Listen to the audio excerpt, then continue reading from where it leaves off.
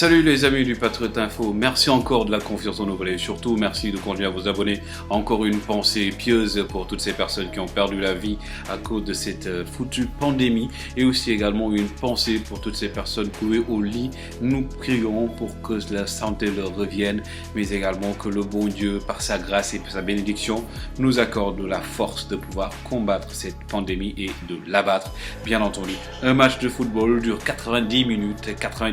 de match atypique, 90 minutes où la technique sera en mise, bien entendu, face à un adversaire qui s'appelle coronavirus, qui nous mène d'un but à 0. Nous avons un entraîneur et c'est l'unité au sein de tous les peuples du monde, une stratégie, la vaincre par la prévention, mais également, surtout, stay at home, restez chez vous. Toog leen seen kër comme on dit en wolof. L'actualité donc amis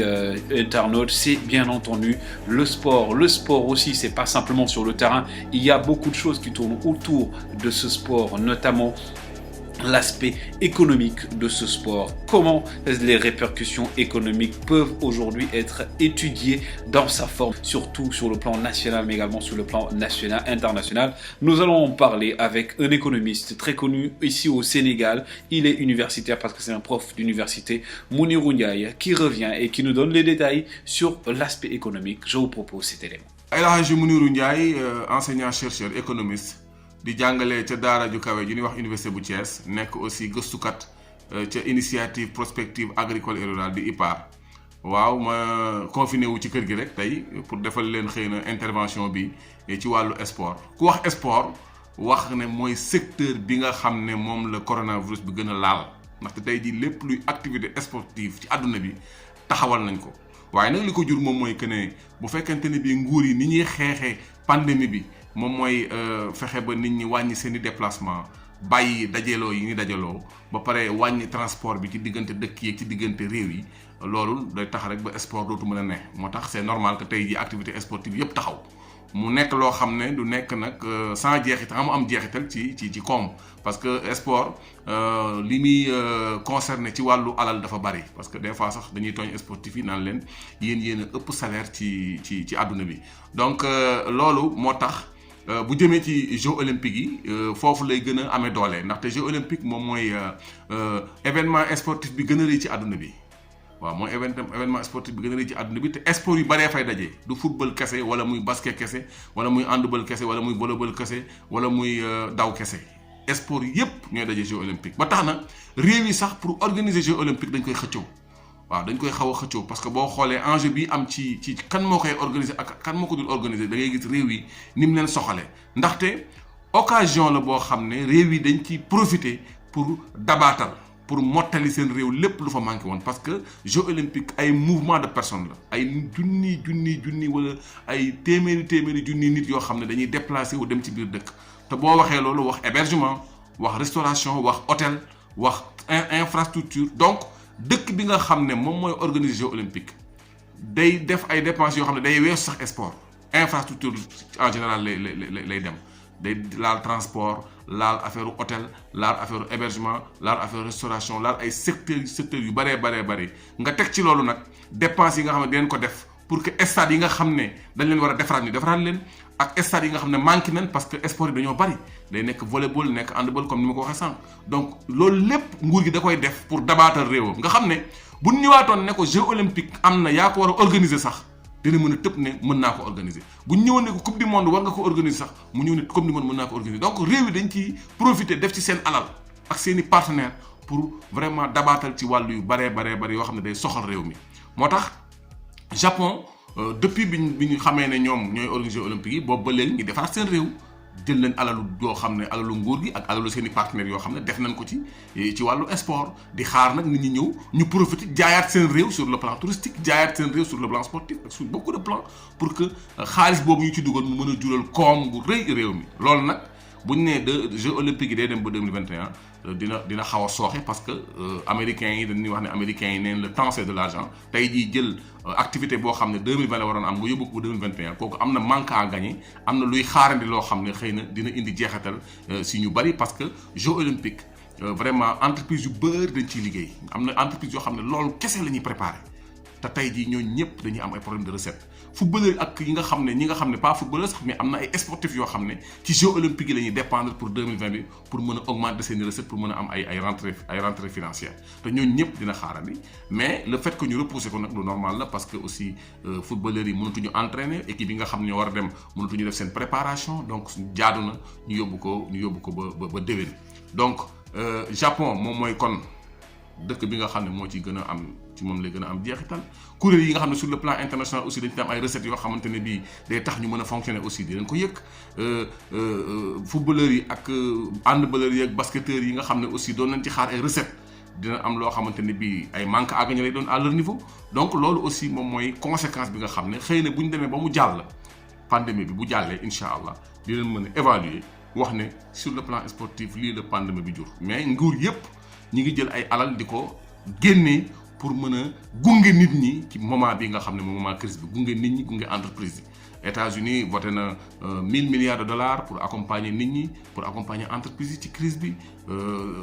France génne na 45 milliards d'euros Europe rek génne na 750 milliards d'euros pour ne da koy accompagner nit ñi ak entreprise yi ci crise bi boo xoolee Angleterre voté na 360 milliards d'euros yoo xamante ne da koy accompagner entreprise yi ak nit ñi Sénégal gii ngay gis nii barki Dembo Ndiaye suñu président de la République ñu ko ci sant bu baax di ko ci gërëm di ko encourager génne na 1000 milliards yoo xam ne natt na ko xàcc na ko ne dina ko accompagner nit ñi dañuy ñaan rek xëy na la nga xam ne war naa mën a dugg ci domaine sportif pour que jeexital bi ci sport bi aussi mën a nekk loo xam ne dinañ ko mën a supporter ñu mën a jël ci alal yooyu aussi def ko ci sport bi pour que ñu mën a accompagner sportif yi buñ ne rek sportif yi am nañ xaalis déedéet am na ci loo xamante ne bii am na ci ñoo xam ne seen i loxo jotul seen i gannaaw te mbir mi laal na leen lu ci mel ne championnat sénégalais ak lu ci mel ne yeneen championnat yi na sax yi ak joueurs yi nga xamante ne bii seen revenu demagul noonu yooyu yëpp comme ni ñuy aider nit ñi pour ne leen buñ defee confinement di ngeen am problème pour am ay ressources ba Sénégal na tey jii day jël 50 milliards dimbalee ko niñ ci wàllu alimentation loolu aussi am na ci sport am na ñoo xamante ne bi ñu ngi liggéey ci sport mais des fois seen loxo jot seen gannaaw te vraiment duñu am liñ bëgg a am donc yooyu yëpp alal yi nguur yi di génnee aussi war na mën a ñu xool lan moo ci mën a dugg ci sport pour que ña ca nekk dina sax ña ca nekk muy am conséquences yu métti ci ñoom ñu mën leen accompagner. Aujourd'hui, on parle d'état d'urgence dans certains pays comme le Sénégal, d'autres, on est dans une phase de confinement. Les lois ne sont pas peut-être les mêmes, mais de manière générale, elles peuvent être interprétées ou elles ont quand même une certaine connivence sur certains points. Raison pour laquelle, concernant le Code du travail, nous sommes à la rencontre de Alioune Fall. Alioune Fall, il est inspecteur du travail, c'est un professionnel dans le domaine. Il revient sur les contours de ce Code du travail concernant des situations ou des cas bien précis comme l'état d'urgence au Sénégal, entre autres. Alioune Fall nous donne des détails. mu nekk ci contexte Covid-19 bi donc ñëpp xam nañ ni depuis lundi passé Macky Sall njiitu réew mi dafa jël ay mesures lu ci mel ni état d'urgence donc mu boolekaat couvre-feu bi nga xam ni à chaque fois bu 20h jotee bëggatuñu gis kenn ci mbedd bi ñu xam ne nag genre mesures yooyu noonu évidemment dafa am ay njeexital ci koom réew mi maanaam buñ naan koom da ngay xool ñiy yëngu liggéeykat yi moom ñoom ñoo ci ëpp wàll donc du ñàkk am ay entreprises yi nga xam ne ñoom seen liggéey guddi la lu ci mel na yenn peut-être yenn restaurants yi wala yenn industries yi nga xam dañuy continuer amuñu taxaw donc loolu la ñuy wax travail à flux continu alors du ñàkk moom ay jafe-jafe yu mu ci indi jafe-jafe yu bari maintenant li ma bëgg expliquer dafa fekk ni état d'urgence dafay wàññi bu baax ci liberté bu ñi daan am di dem ak ñëw donc tey jii nii ci contexte Covid-19 bi mun ñu yaakaar ni mbir yi dafay continuer di dox comme na mu daan doxee donc du ñàkk mu am fu sooxee maintenant dafa fekk ni président bu jëlee mesures yooyu noonu cadrage légal la donc boo gisee ba ci ëllëg sa ministre de l'intérieur ministre des transports ñëw nañu jëlee leen mesure ci biir ay mesures yooyu ñuy jël am na peut-être limitation ci clients yi nekk ci kii de transport yi am na également yenn restriction de liberté yi nga xam ne am na ministre de l'intérieur jël ko lu ci mel na tukki bi ñuy tukki jóge région dem beneen région ñuy leeral rek ni ci anam boobu noonu ministre du travail également mën na jël ay mesures yi nga xam ni dafay gën a indi ay leeral ci jëflante liggéeykat ak muy liggéeyal ci biir entreprise donc dana métti boo gisee ci mesures yu ñu jël ci wàllu transport dana métti également boo gisee ci restriction de liberté yi nga xam ne am na ci wàllum yoonal yi nga xam ne ministre de l'intérieur jël na ko maintenant léegi nag dafa fekk ni mu doon liggéeykat wala ka muy liggéeyal ku ci nekk da nga war a xool mesures yooyu noonu nag ngay fexee ba adapté wu ci adapté wu ci nag dafa tekki ni bu fekkee ni amaana yow du ñàkk nga mën a jël ay liggéeykat liggéey loon guddi nga xool ngay réaménager wu donc ñi nga xam ni bu ñu yéexee wàcc tam couvre-feu bi fekk leen ci yoon bi ñu xool nan la ñuy fexe ba ñu teel a wàcc ñeneen ñi nga xam ne moom seen liggéey mënul ñàkk ñu xool ci autorité locale bi fa nekk nu muy fexe ba may leen ay dérogation yi nga xam ne moom moo leen di permettre ñu mën a vaquer à leurs occupations donc ci gàttal daal li ma bëgg na wax mooy mesures yi bu amee dafay restreindre liberté yi donc ku ci nekk yooyaa xool nan ngay mën a jëlee ay say jumtuwaay ci wàllum yoon pour permettre sa entreprise di fonctionner nga adapté wu ci te bu weesoo loolu aussi li nga xam ne mënul ñàkk ñu dem ci autorité locale yi pour ñu wutal leen ay dérogation li ma ci mën a yokk mooy du ñàkk ni ci fan yi di ñëw ministre du travail dina am ay mesures yu mu jël bu ci peut-être lëkkaloo ak ministre de l'intérieur ak ministre du transport parce que li ci ëpp solo mooy ñu mën a trouver le juste milieu pour que yenn activité économique mën di continuer moo xam ba xam ci ay autorisation spéciale lay jaar wala ci ay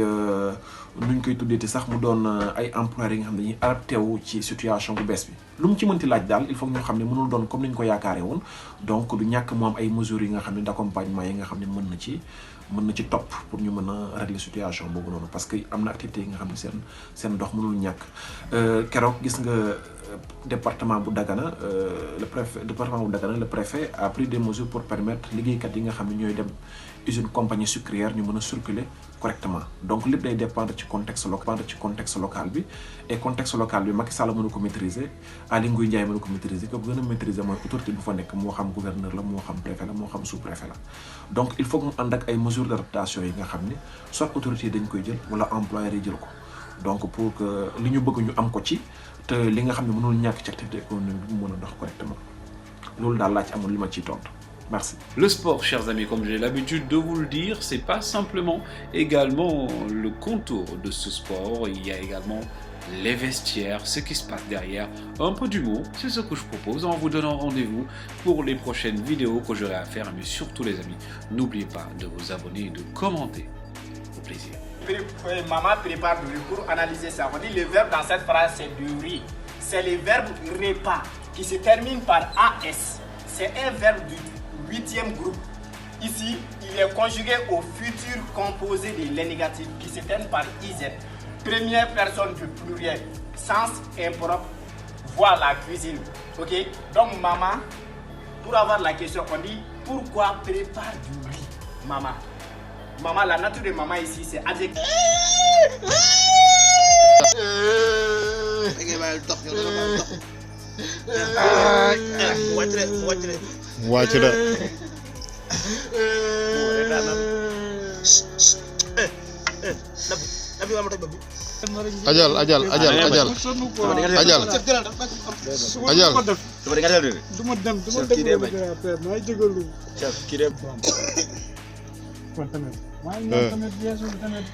Assalamualaikum.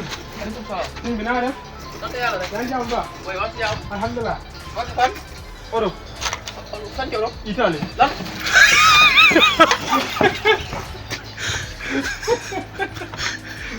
Kenapa gak ini?